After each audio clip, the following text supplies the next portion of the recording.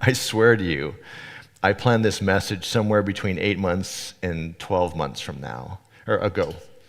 I was sitting in my office planning it, so I planned this whole message about change.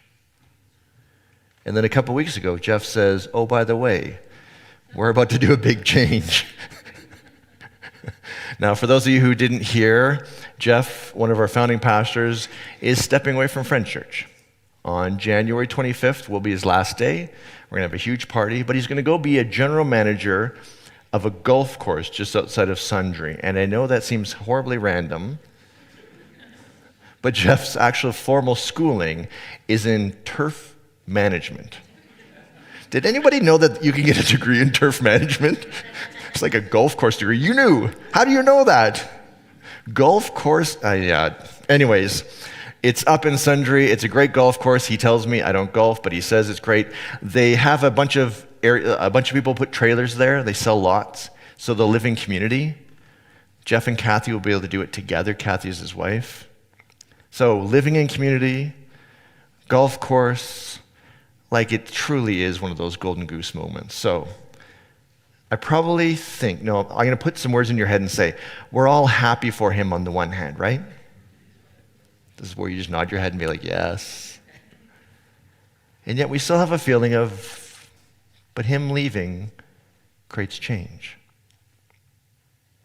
And we didn't ask for that change, did we? So what happens when change comes into your life that you didn't necessarily make happen, you didn't want to have happen? It happened. We've all been there. I'm looking through the crowd. I know a number of you have sat in doctor's offices, and the doctor says, oh, by the way, and suddenly life changed, didn't it? I did not ask for this. I do not want this. But what do you do when change shows up? You didn't pick. We have names for certain changes. Empty nesters. Any empty nesters in the room? Just throw up your hand so I can just kind of get a sense of it. Yeah, a lot of empty nesters, right? Did you ask your kids to leave? Although, actually, my parents did. That's maybe something there, isn't it? I'll be calling my dad after this. It's okay. But we have a name for it when the change happens like that. You are an empty nester. You were first a family, your kids lived with you, and now they're gone, and it's a whole new reality.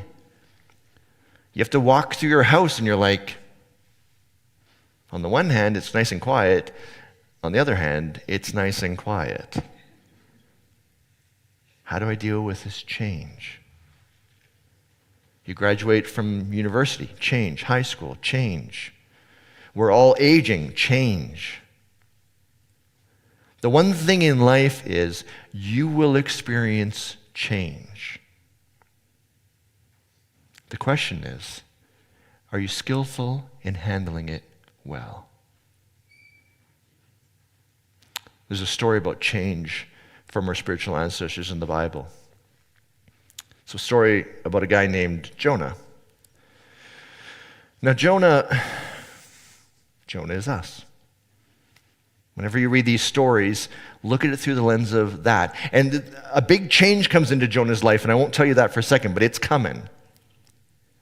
Here's how it starts off. The character God, and I'm using that phrase specifically, and you'll see why in a minute. The character God comes to Jonah and says, I want you to go talk to this city called the Ninevites, who are all bad. Just assume this. And I want you to tell them they're bad, and they shouldn't be bad anymore. Pretty straightforward, right? Now, Jonah does what a lot of us do. He's like, okay, so I could go to Nineveh, or I could run away and go do something else.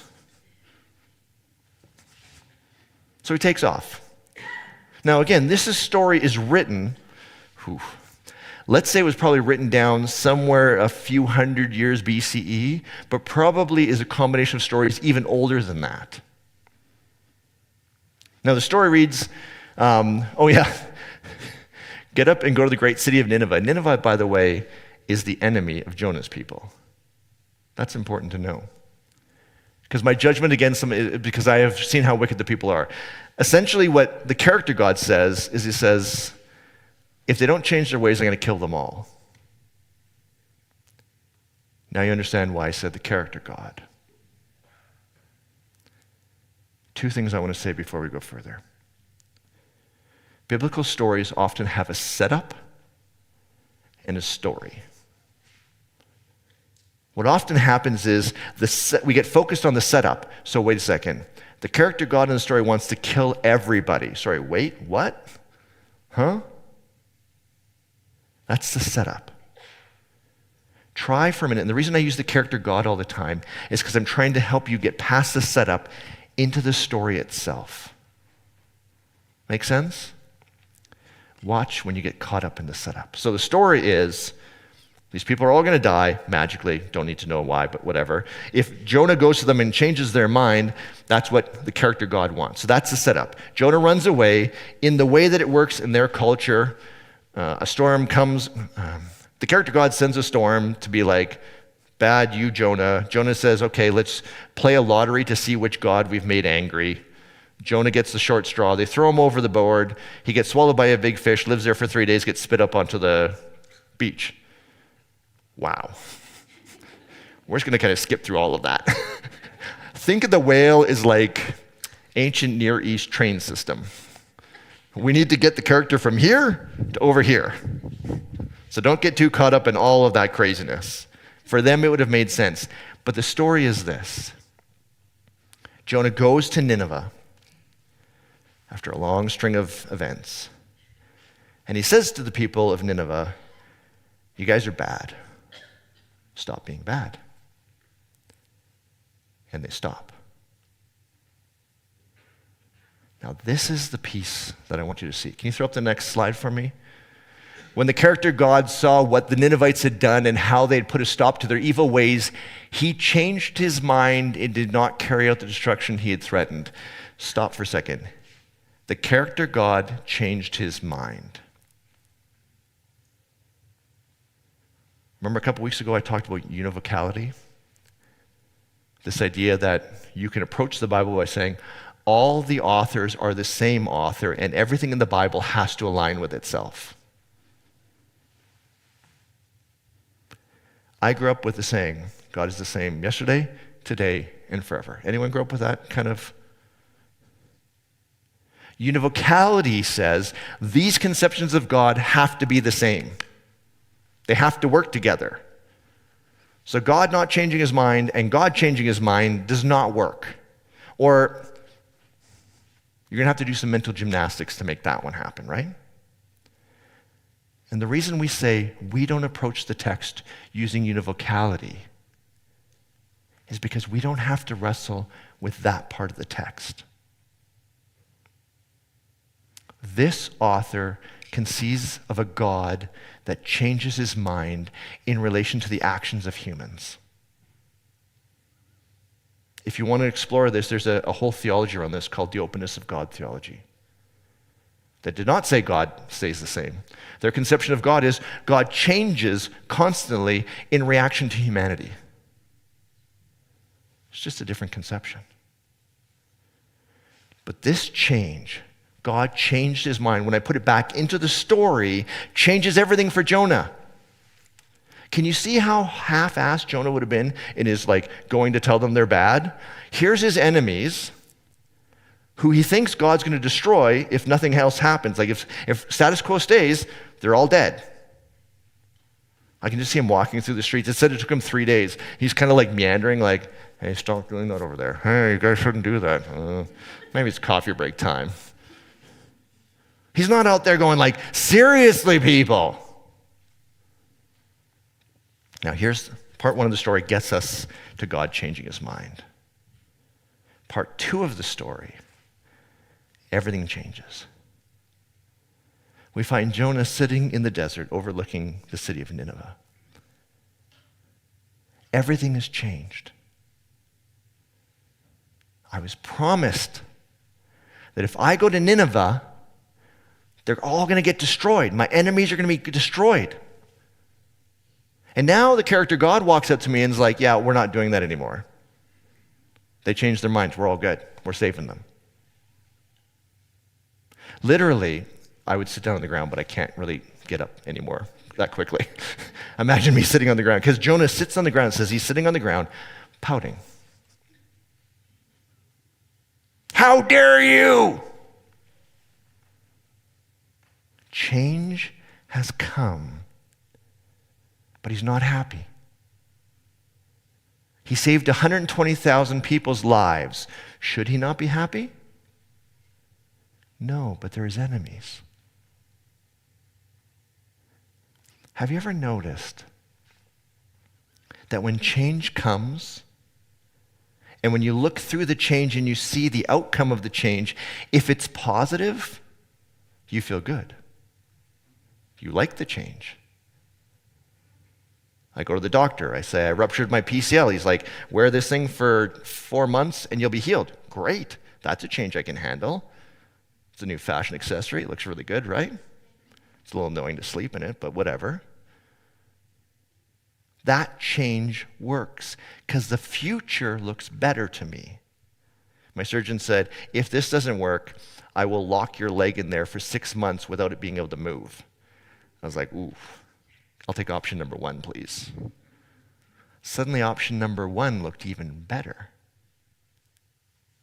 Jonah is sitting there in a moment of change. The change, he didn't make the change. The character God has made the change. Now he has to live in change, but he's looking at it going, wait, 120,000 of my enemies are going to live?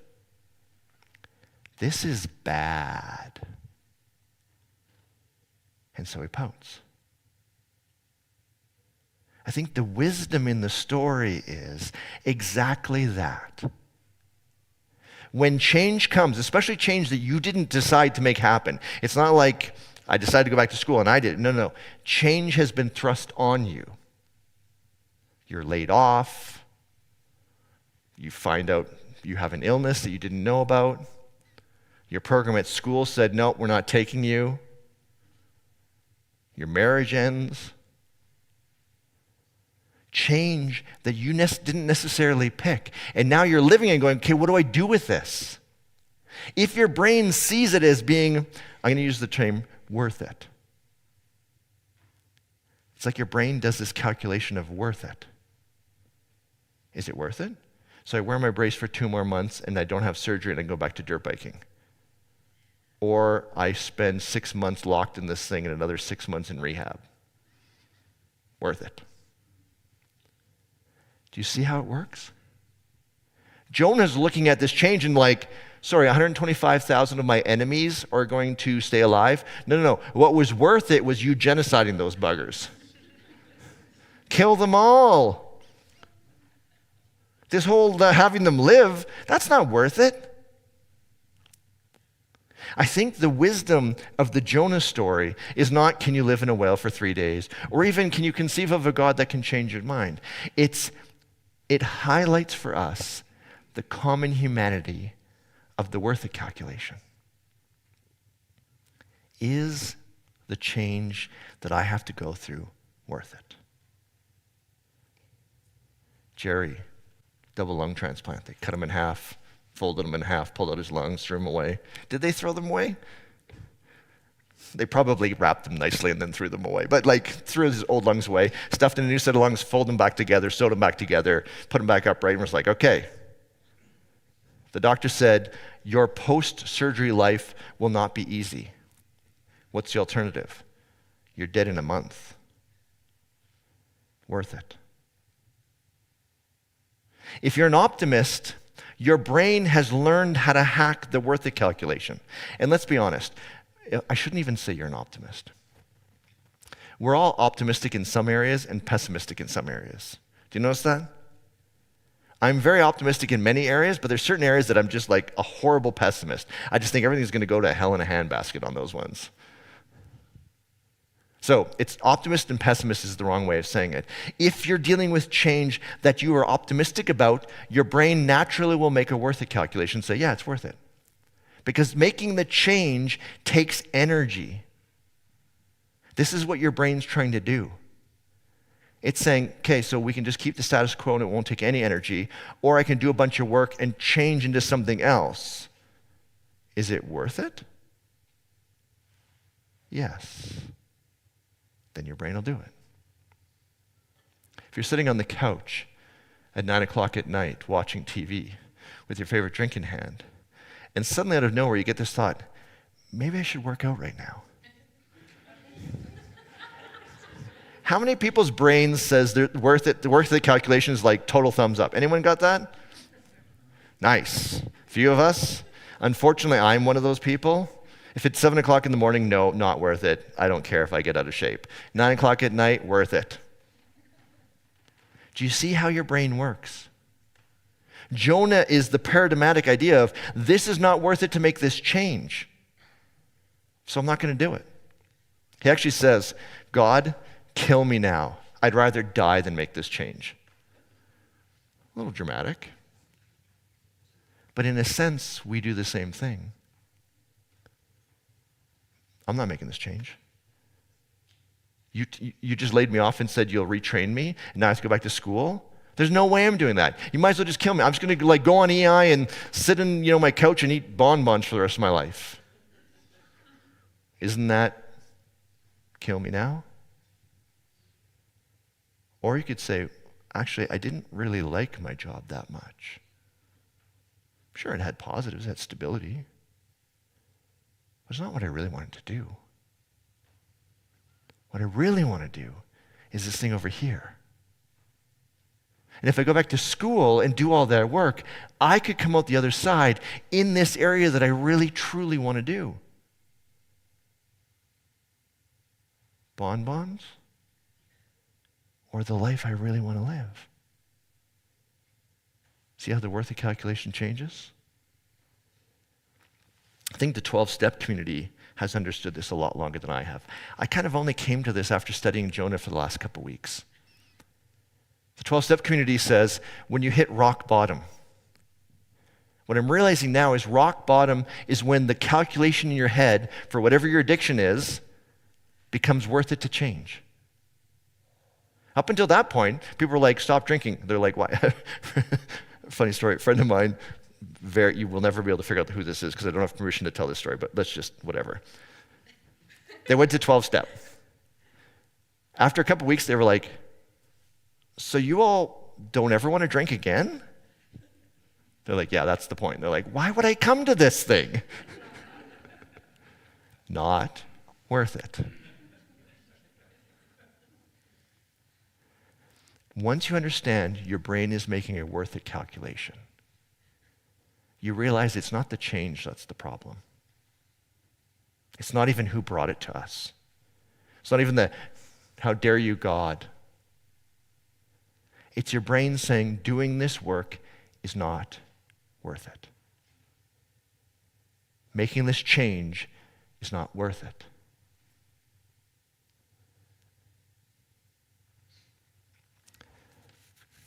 Last week, we announced that Jeff was leaving, and we told one of the core stories of Friends Church. We've talked about this in many ways, but I want to talk about it through the meadow and the ledge. For those of you who didn't hear it, the idea is this. There's a meadow, beautiful, with an amusement park in it, gorgeous. Call it the meadow. It's traditional church. And for very many people, they walk up to this thing, and it's literally Disney World. It is the perfect place that they could possibly be spiritually. And I envy those people. Because for whatever reason, I and many of you who call this place home, for whatever reason, that amusement park doesn't feel good to us. Or the amusement park doesn't like us. Could be the questions we asked, the people we love, the things we've done in our lives. And so instead of the rest of the world's looking at this meadow and going, it is fantastic, it's the perfect place they could be. For the rest of us, we're looking and going, I just don't, I've never figured out why some of us don't fit and others do.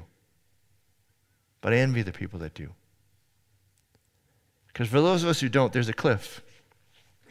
Meadow's here. And at some point we say, I don't fit the meadow, what do I have? And we're sitting on the edge of this cliff. We either start climbing down or we jump, commit spiritual suicide. This is hard work. Jumping and living with nothing, not easy. Losing your community, losing your faith structure, losing all of it, not easy. Nor is climbing it down to slowly unpack it. You understand why I asked Alessandra to sing that song? What do we do in the place between belief and disbelief? It's the cliff. We're climbing down this cliff. Now, if you're from Friend Church, you realize if you go down the cliff far enough, there's a ledge down there, and we're having a party called Friend Church down there. And it's good music, and we're having a blast, and everyone's on their own unique spiritual journey. It's wonderful. But for the people who are climbing down, this is hell. This is change that I don't want. Now, if you're on the ledge down there, Friend Church, me saying, hey, there's a new way to look at the Bible. Hey, there's a section where it says God changed his mind. The character in the story says God changed his mind. That's how the author wrote it. And yes, it's completely different than the thing over here that says God never changes. We're okay with that. And so when I say, hey, there's these hard things, your brain goes, change is worth it. Because I don't fit in the meadow. I've done the work to get down that cliff face. And I'm sitting on the ledge going, yeah, reconceptualizing my faith, reconceptualizing the Bible, worth it. We had one board member. She was awesome. She was a fantastic board member, but she kept, every time I'd say something about the Bible, she'd be like, don't Bible thump me. Do not Bible thump me. Growing up, the Bible was used as a weapon to her. That's why she left the meadow. Anytime she behaved wrong, said wrong, asked wrong, whatever, whack! On the ledge, there's no Bible thumping. Worth it? Calculation in her head? Easy. Easy. Now, there's some people who are here and who are listening to this who are not on the ledge. You're on the cliff. If you're on the high cliff where you're still trying to get back into the meadow, the idea of me poking the bear and saying that there's stuff in the Bible that doesn't agree, univocality doesn't always align, you want to get back into the meadow. For whatever reason, you've been kicked out or you're on the edge, but you don't want to be there. You want back in. And so me telling you really frank things about the Bible feels horrible. You're like, I want to get back into this thing. Stop wrecking it, Vince. I get it. The worth of calculation to reconceptualize the Bible, if you want to get back into the meadow, not worth it. Your brain does not want to do that. You will be angry at me. You'll send me angry emails. I understand. I feel no bad feelings because I know the feeling of climbing down that, going, no, but I want back. But I don't fit. But I want to fit. Until you come to grips with that, what we talk about here will never feel right. If your goal in spirituality is to get back into the meadow, we will constantly poke you in ways that you don't want to be poked. We will ask you to make changes that you will not want to make. And honestly, if you're trying to get back to the meadow, this isn't going to help you. But I do want to say to those people who are hanging on that cliff, we're down here on the ledge having a party going, come on down. Some of you are like 2 steps off the ledge and we're like, just 2 more steps. You're like, oh, I can't. Stop saying that, stop thinking. We're like 2 steps. Some of you jumped off the cliff. You're like, that's it, I'm done. Done. Screw this it. It's all bullshit. Pardon my French. But at some point in your life you said, but it feels like I'm missing something. I want something spiritual again. I want something more. But I can't do it the meadow way. It's just not my way. And so you've been climbing up the cliff, and that's not any easier. But you're going, wait, no. Every time they talk and they ask us to reconceptualize something, it makes the climb easier. It gives me more hope. you will look at these changes and say, yes. I couldn't do it the Meadow way for whatever reason. But this way.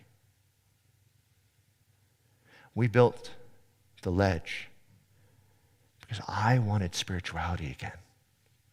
Jeff wanted spirituality again. I think you all did too.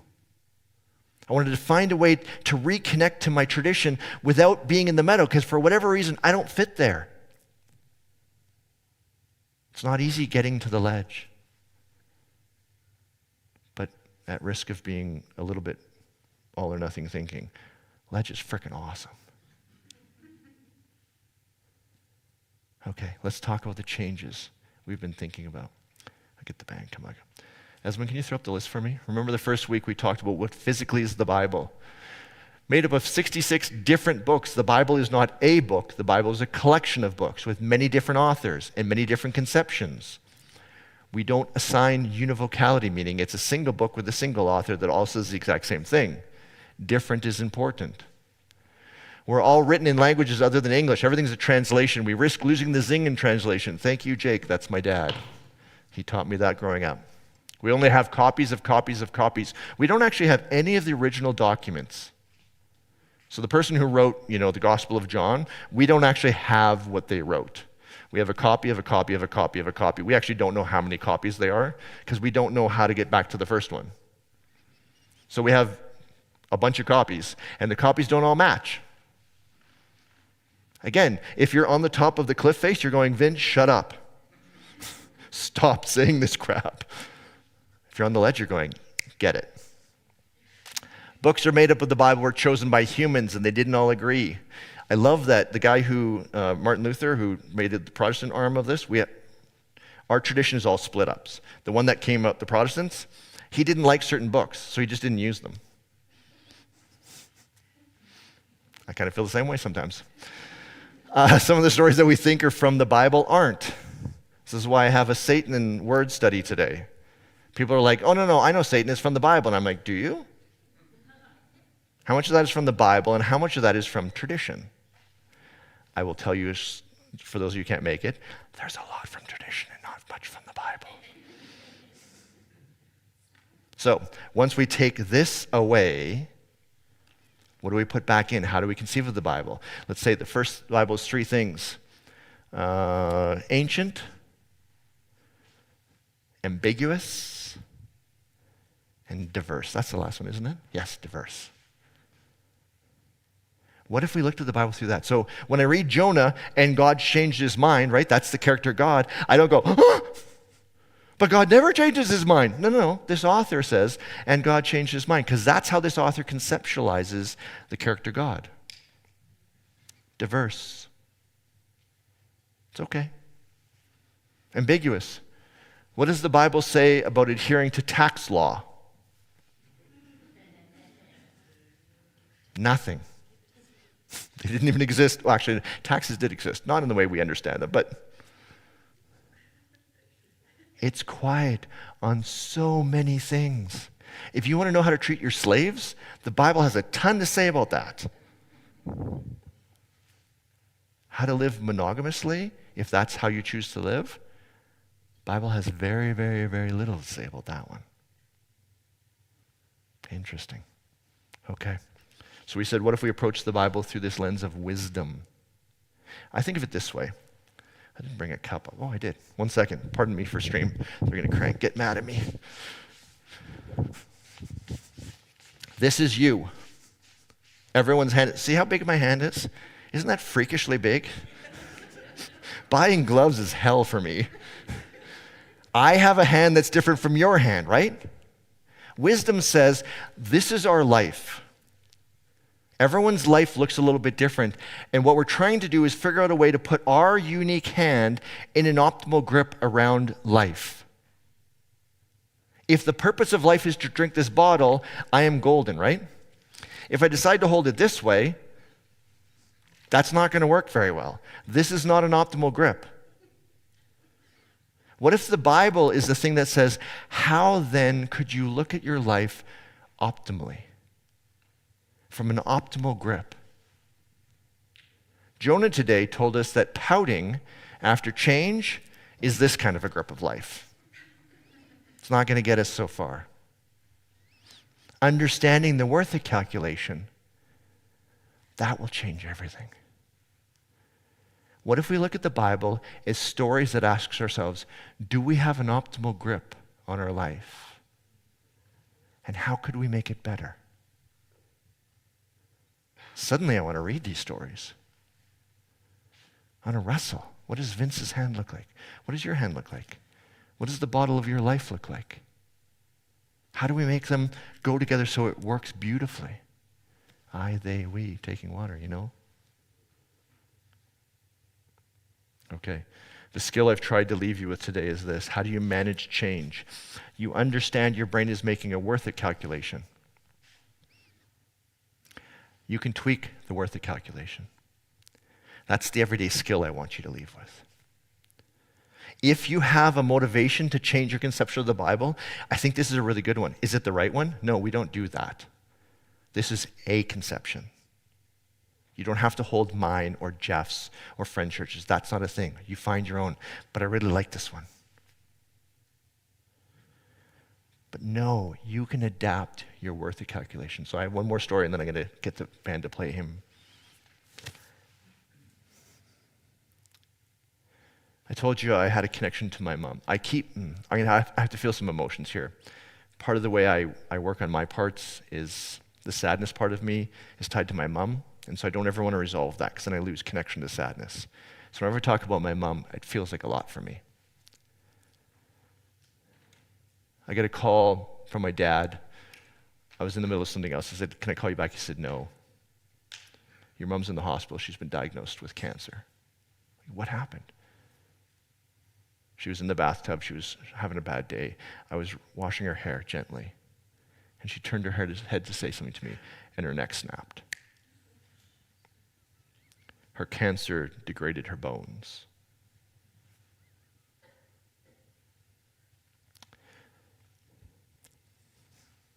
It took my mom 4.5 years to die. Could have been faster, but she took every treatment she could take. When she finally died, the amount of painkillers, when we dumped them all on the table, was a stack so high, we were like, if someone finds out we have this much painkillers, we are going to jail. Do you know how my mom made the worth of calculation work? My sister was pregnant, and my mom wanted to meet her granddaughter. That made anything worth it. My mom lived with the feeling of, say, 10 broken bones at all times. In her journal, she wrote to the very end, "It was worth it to meet my granddaughter." This is the power of understanding how our minds work. I grew up with hymns. We sang in 3-part harmony. But hymns have some really weird theology in them. And when I say weird, I don't mean weird, I mean completely bonkers. When I was climbing down the cliff face, I was like, I am done with hymns. Those things are crazy. Bathed in the blood of the Lamb? No. I jumped off the cliff of hymns. I was like, that's it. I'm not doing hymns. Hymns suck. And then Alessandra comes along, and she's like, but Vince, if you're willing to make a change, you can have hymns again. I missed hymns. They're incredibly beautiful.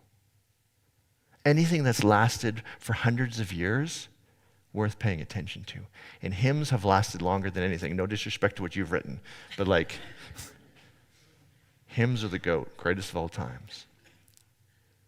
So today, I want to invite you to make a change, to hear a hymn. You probably can't do it from the Meadow way of looking at it. But if you're willing to climb down that cliff face and do that hard work and deal with the change, if that's worth it to you, you can have hymns again.